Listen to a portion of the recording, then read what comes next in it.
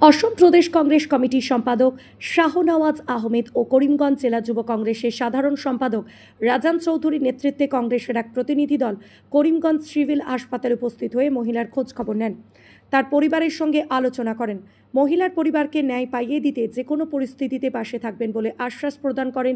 গণতান্ত্রিক আন্দোলনের সর্বদা পাশে থাকবেন বলে জানান আর সব ধরনের সাহায্য সহযোগিতার আশ্বাস দেন। কংগ্রেসের প্রতিনিধি দলের শাহনওয়াজ আহমেদ এবং রাজান চৌধুরী সাংবাদিকদের সামনে প্রতিক্রিয়া ব্যক্ত করেন বলে বিগত দিনে চলন্তবাসে শ্রীভূমি জেলার এক মহিলার সঙ্গে সংঘটিত শ্লীলতাহানির ঘটনা তীব্র ভাষায় নিন্দা ও ধিক্কার জানান। ভবিষ্যতে যেন এরকম ঘটনার পুনরাবৃত্তি না হয় তার জন্য প্রশাসনকে উক্ত ঘটনার নিরপেক্ষ তদন্তক্রমে দোষীদের কঠোর শাস্তি প্রদান করার জোরালো দাবি জানান। সর্বস্তরে জনসাধারণের কাছে শান্তি সম্প্রীতি বজায় রাখার আহ্বান জানান।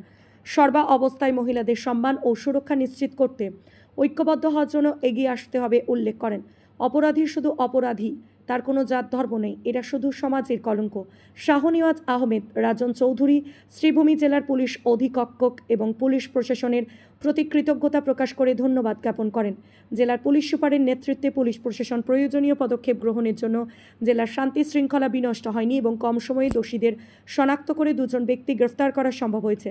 উক্ত ন্যাক্কারজনক ঘটনায় জড়িত দুষ্কৃতীদেরকে শনাক্ত করে দৃষ্টান্তমূলক শাস্তি প্রদানের দাবি জানান। Bureau report, Badarpur NE। আমার এসপি মহোদয়ের ধন্যবাদ জানাই। কালকে যে দেখুন, অপরাধীর কোনো জাত ধর্ম হয় না, অপরাধী সে অপরাধী।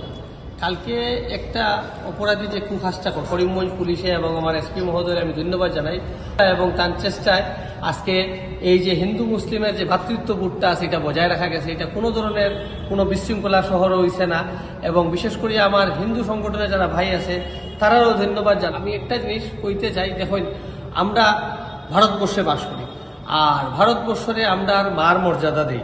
এখানে নারীর লোকে যখনই নির্যাতন হইব কোনো মতেই আমরা এটা মানিয়ে নিতাম না। সে যেই ধর্ম হোক, হিন্দু হোক, মুসলিম হোক, খ্রিস্টান হোক, জৈন হোক, সর্বপ্রথম এই নারী এই মাতৃগর্ভ থেকে যেহেতু আমরা জন্ম, মাতৃরে সবাই আমরা সম্মান দেওয়া উচিত এবং ভারতবর্ষে যখন আমরা বাস করি আমরা যেভাবেই হোক এই আসামিগুলারে কঠোর থেকে কঠোর যাতে শাস্তি দেওয়া হোক এটার আমি দাবি জানাই।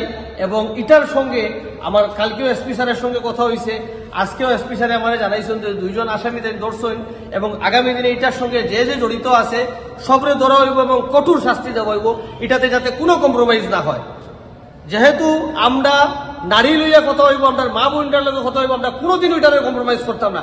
এটা লেগে যেখানে যেতে লাগে সেখানে যাইমু, যে দরজাকে দাঁড়াইতে লাগে, যে আন্দোলন করতে লাগে আমরা আন্দোলন করবো।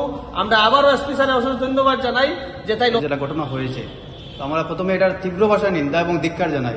এরকম ঘটনা আমাদের করিমগঞ্জে আগে কখনো হয়নি যে মানে ওপেন রাস্তার মধ্যে একজন মহিলার শ্লীলতাহানি করার চেষ্টা হয়েছে চলন্ত একটা গাড়ির মধ্যে। সেটা মানে নিন্দা জানানোর ভাষা নেই।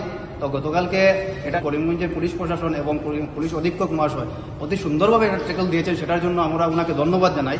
এবং আজকেও মানে কম সময়ের মধ্যে করিমগঞ্জ পুলিশ যে দুইজন আসামিকে গ্রেফতার করতে পেরেছে আর এবং এসপি সাহেবের সঙ্গে আমার প্রদেশ কংগ্রেসের সম্পাদক আমার শাহনওয়াজ ভাইয়ের কথা হয়েছে।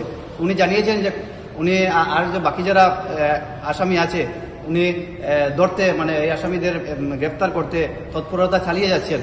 তো আমরা এইমাত্র এই ফিরিতা যে বোন আছে আমরা বোনের সঙ্গে দেখা করে আসলাম এবং ওনার বাবাও ছিলেন সেখানে।